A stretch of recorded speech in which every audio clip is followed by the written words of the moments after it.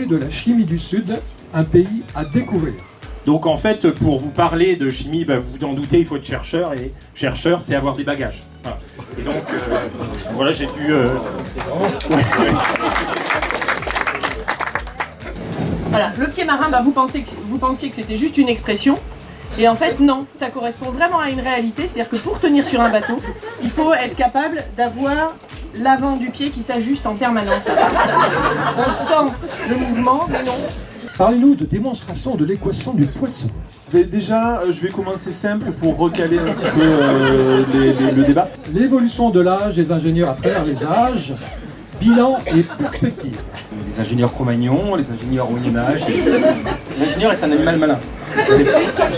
Et puis on arrive ici aux principaux résultats de cette analyse que nous sommes en train de cette étude que nous sommes en train de conduire depuis déjà une dizaine d'années. Un collègue de Moscou qui nous a apporté la solution d'ailleurs. Je vous mets sa citation. Donc c'est une... Ce collègue-là qui s'appelait Sergueï, que je saluerai au passage d'ailleurs. C'est qu'en fait, en plantant des patates sur le sable, les gens peuvent s'allonger et sont protégés partiellement du rayonnement solaire, avec l'avantage qu'on peut aussi récupérer les patates pour faire des frites. On a remarqué que si c'est une calzone, une 3 fromages, une 4 saisons, eh bien la circulation des molécules ne sera pas la même. Ce que nous cherchons, c'est-à-dire que le pipoyou, est-ce que c'est une nouvelle vie sur Terre?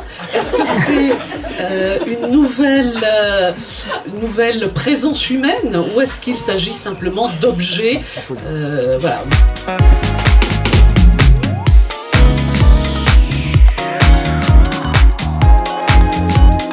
Donc je suis enseignant-chercheur en mathématiques. Donc en fait voilà, moi ça fait des années que je travaille en robotique et je m'intéresse réellement à l'interdisciplinarité. J'ai toujours fait de l'interdisciplinarité, c'est vraiment quelque chose, je pense que les sciences peuvent s'apporter les unes les autres. Je suis un simple chimiste, certes un tout petit peu espagnol, et certes un chimiste un tout petit peu décaféiné puisque je fais de la chimie des matériaux, principalement au très haute température. J'essaye de travailler sur réduire l'empreinte environnementale du numérique, travailler sur un indice de réparabilité qui, on l'espère, sera tous bientôt sur vos smartphones.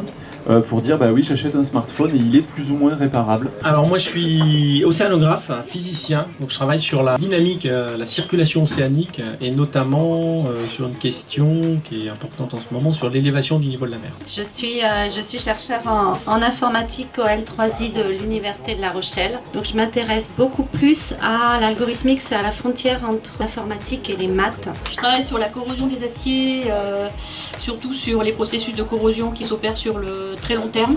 Des recherches que l'on qualifie droit et cinéma, c'est-à-dire que je recherche des questions juridiques dans des films dans lesquels le commun des mortels ne verra pas de questions juridiques. Et c'est ça qui est intéressant.